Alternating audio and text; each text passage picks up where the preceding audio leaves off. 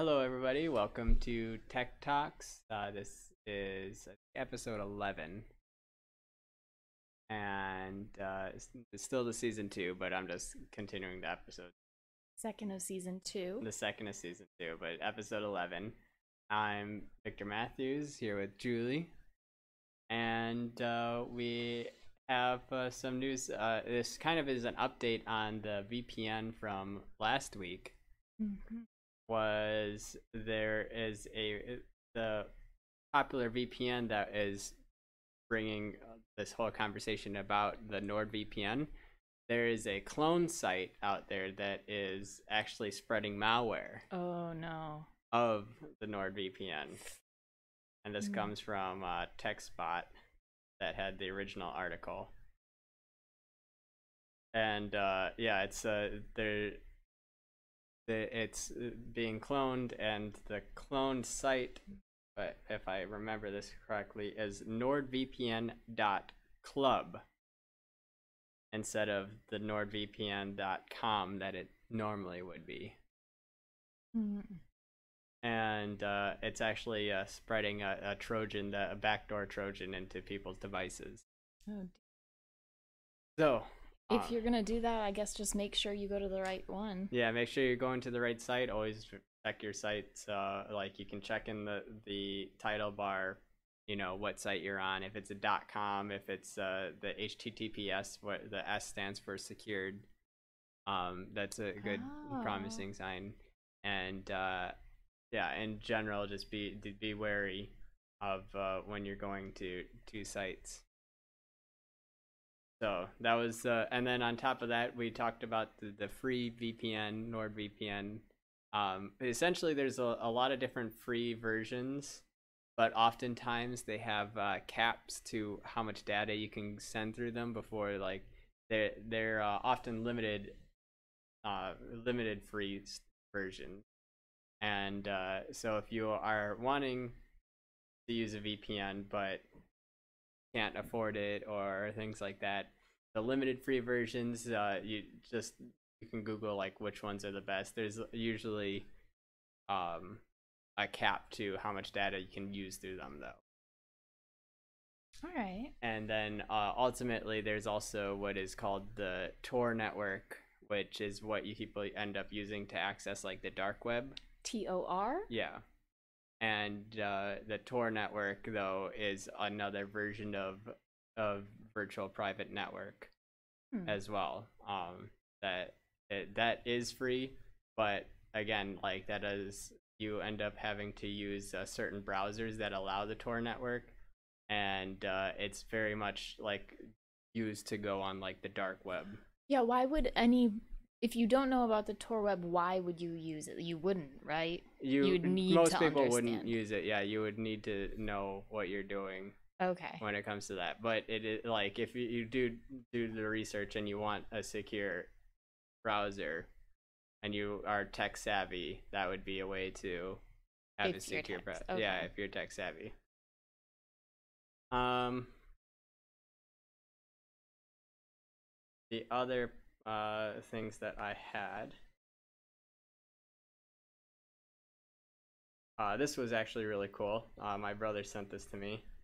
They Chicago police partnered with Samsung, and right now the new Samsung phones have this this docking system where they can dock to, well, they have a dock and it connects to a monitor, and then essentially it's used as a computer. Okay. And they're using that system to incorporate with the police computers in the cars. So instead of having a static laptop in the car, they can actually undock it, take it out with them, so that they can make the whole procedure of filing reports and things a lot faster, because not only can they use the dock in the car, but they can also take pictures right there and then, and they can add them to reports right where they are. That is nice. So they've been working on that. Chicago police getting into the 21st century. And I think it's really cool that they've been able to integrate like the new tech like that. Ideally, that would include the voice to text and all kinds of the features that would allow them to not need to access the computer while they drive. I've seen some interesting articles about police officers having accidents because they're expected to use computers while they drive, even though that's against the law, and they're... Yeah, this is supposed to help streamline. They're able to take it with them. They're able to get it, like, the ecosystem along with everything else, like it easily connects to whatever they need to do. So most of the complication is going to be coming from programming, and making sure all the programs correlate with the new system and work well. But yeah, that's fantastic. And from it says that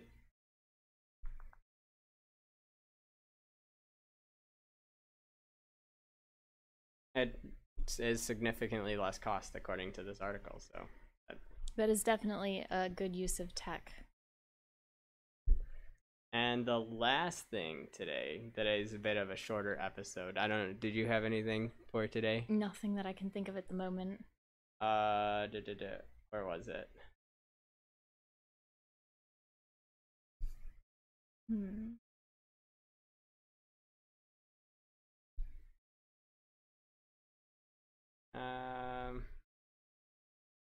Hold on.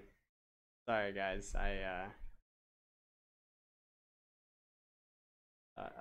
there's been a lot of things that I've had, but I haven't had time to kind of sort through them.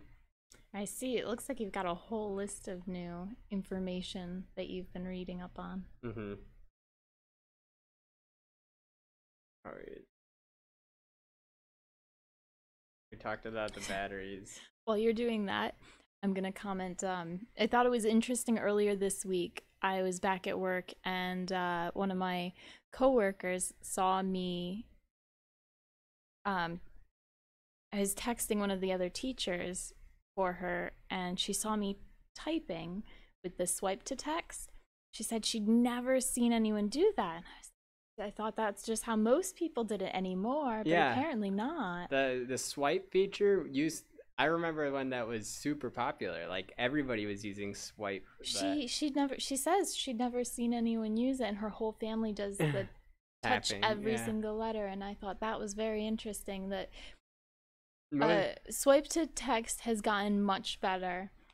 And if it's something that you only tried when it was new, I do recommend trying it again. It definitely makes texting much faster, or entering text.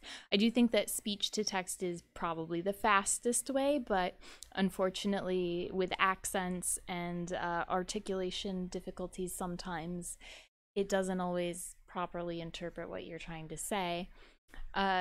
The swipe to text, though, has significantly improved such that it pretty typically understands what you're trying to say, even if you don't quite hit the letters that you're meaning to. Yeah, the swipe was, I remember when it was almost like it was kind of a separate app, like it was an add-on to the keyboard, but now it's like default in the keyboard. Yeah. And I just never could use it.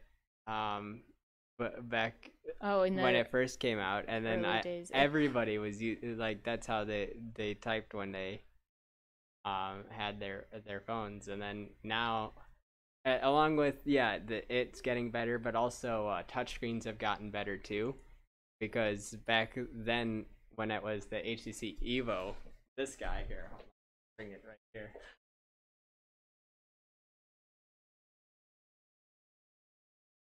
Brick of a phone. The touchscreen on this sucker is so terrible. No, yeah, it was just above like I don't know if you remember the rumor phone. The rumor phone was it was the one with the keypad. Mm-hmm. That swiped up with the keypad, but then swipe closed, and it was like a normal phone. I had a similar one that wasn't a rumor. I can't remember. Yeah, and then they came out with the rumor touch, and the rumor touch, essentially when you closed it, it was just the screen with a couple buttons at the bottom, but when the touch was barely functional. Like it was you kind of swiped and it would just like move like 1 inch. It didn't like register with your fingers as smoothly. I do remember early And touch screens other being touch screens. very dull in their reception. Yeah. Yeah. Like it was more of a gesture than it was like actually following your fingerprint. Oh, here's a comment, something that Victor taught me this week. My camera app, for whatever reason, got deleted from my Anchor home bar at the bottom of my screen. And so if that ever happens to you, the way you add it back in is you have to swipe up from the or pull up from the bottom. Depending on what phone you have. Oh, it's not always pull up. Yeah, some phones. Well, you find it in the all apps tray, Yeah. wherever that may be. And you click and hold until it then gives you the option to drag it. And then you drag it and then you can put it back. I have no idea how it got deleted. Yeah, so if you, this is for the very untech savvy. Harsh. To give a bit more detail, when you're holding it, it's not going to give options. You just kind of have to hold it for a second, and then it becomes like wiggly. And then in iPhones it becomes wiggly, but on the here that doesn't do anything. You just hold it for a second to let it know that you want it, and then you just drag away. And on the Pixel, it will like bring you to your main screens. And I think most phones it has a very similar option too on how you do it that way. Speaking of Apple and wiggly, something else I learned at work not too long ago was that if you're trying to find where your cursor is on an Apple computer and you move the mouse really fast, it makes it very large for a few seconds so you can quickly find the cursor. I didn't know that either. Huh. I did not know either. That is an interesting feature. Apple has like a lot of those little quality of life features, and that really makes it pretty cool software. I just can't get into that walled garden. We were just talking about with the credit card, and like you get that walled garden going even higher. MKBHD mentioned. Yes, once you get an Apple credit card, and so then you've got the credit card and the phone and the computer, but if you don't have all of it in Apple, then your devices don't play nicely. Yeah. Sort of like how Google and if you want to Amazon leave, don't play nicely. You have to leave your credit card then all of a sudden too, because Apple credit card does not work on Android. You can't even manage it from that device? No, you can't do it. Like, it's not. That's problematic. So if you are leaving Apple, Wow. you would have to leave your credit card. Why do they do this? Well, so that it's a garden that you can't leave. But admittedly, it's a very nice garden. For the perspective of having consumers, and if you are in fact a company that wants to make things for your consumers, you shouldn't do things like this. It's just bad practice. But so many companies, I mean, they are the bottom line. That's what they... I mean, like, I don't know. I think it's a good like system that they have, because with their credit card, you can track your purchases by the map location. You can track it. Nice. But if you're stuck inside of that, being stuck inside that bubble. But if somebody like Google decided to come out with a credit card that worked on all devices, if it worked on all devices, that would be ideal. Yeah, that would be ideal. But I wouldn't necessarily badger them for having a proprietary credit card. I assume like that's just their company motto, is more of to give like open access to things, while it is Apple nice. is very closed. And there are two different ways of looking at the world, and I don't think either of them are wrong at this point per se. I think if you're in the Apple ecosystem, though, you just are limited to Apple, which isn't a bad thing. I just don't want to be. Right.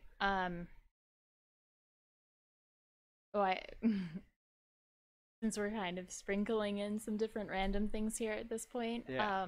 I mean, it's a podcast. Yeah, and it's tech related. Yeah. The selfie camera on the Google's Pixel, is it only the Pixel 3? that has the wide angle selfie lens? Yeah, the only Pixel 3 and the Google's. So yeah, Pixels. the selfie lens or camera on the Pixel 3, it has that wide angle feature where if you from within it and then you like zoom out even further. There's two cameras in the front of the Pixel 3. There's a couple phones that I think also have that, but the Pixel was the main one that I know of. And then yeah, the wide angle camera is what she's referring to. Continue. I forgot. Oh. What about it? Like, it was slow, it was fast? It's nice. Oh, I it's guess. super nice.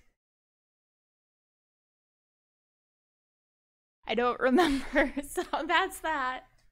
It is what it is. It is really nice. It takes pictures. You can get like a whole bunch of people in those. It was great for the wedding party I was recently in, and we were able to get pictures of everyone. Yeah, it was great. And when we went to Yosemite, we got so you could really get. You could get the selfie with Yosemite in the background. That was a really good picture. Nice. Instead of it being limited, so yeah, that playing with the Pixel 3s has been pretty fun. We have our gripes about them, but I think Pixel overall... 3 definitely seems slower than the Pixel 2. I kind of miss my Pixel 2 if I'm being completely honest. The Pixel 3 is nice, and I do like the wide-angle selfie lens, but that is the only thing I like better about the 3 than the 2. The 2 was much faster, especially the camera. It's that. Yeah. I liked my Samsungs, too. Samsungs, my brother just got the Note. And the Note 8 has been very big in the news right now, I guess. Since it's the latest phone to come out. Great. 8? Note 10. That's okay. You said 8, I'm pretty sure. Did I say 8? Oh, sorry. I was a little confused. I was like... Note 10. Okay, the Note 10 just came out. And it came out in 2 versions, right? Yep, they have the Note 10 and the Note 10, I think they call it Plus. The Note 10 Plus. And it's a even bigger Note because, that's what we needed. And it has extra cameras, extra battery, extra sensors. But it's, I don't know, I guess for the real power user. Oh, I guess it does have extra memory too. Like, I think it can go up to 12 gigs of RAM. For reference, I think these have rapid access 3. memory. So that just means that it's fast at doing whatever you want. Yeah, it's fast at doing what you want to do, and also it can do more without slowing down. As in have more tabs open. Yes, have more tabs open, have more apps open, have like in general, it's just a beefier setup, and also the processor is faster. I don't remember if the processor is faster between the 2 different Notes, but I know the RAM, you can get more RAM in the Note Plus. So it's they're definitely beefy. There was also was it Asus that made a phone, or one of the computer companies? I think it was Asus. Made a phone for gaming, essentially a gaming phone, and this isn't the first one. There's 2 companies that have done it, but this new one, it looks like they got a lot of the nice specs that you're looking for. I don't know if it's out yet, but I think the specs were released for it, and it's also looking really, really nice. Wow. Is that everything then? I think that is everything. I was extremely busy today, so I couldn't get everything listed out. But hopefully you guys will join us for next week. We'll have more topics. Maybe a little more organized. Be a little bit more organized next week. And yeah. Thanks, and on YouTube, don't forget to like and subscribe.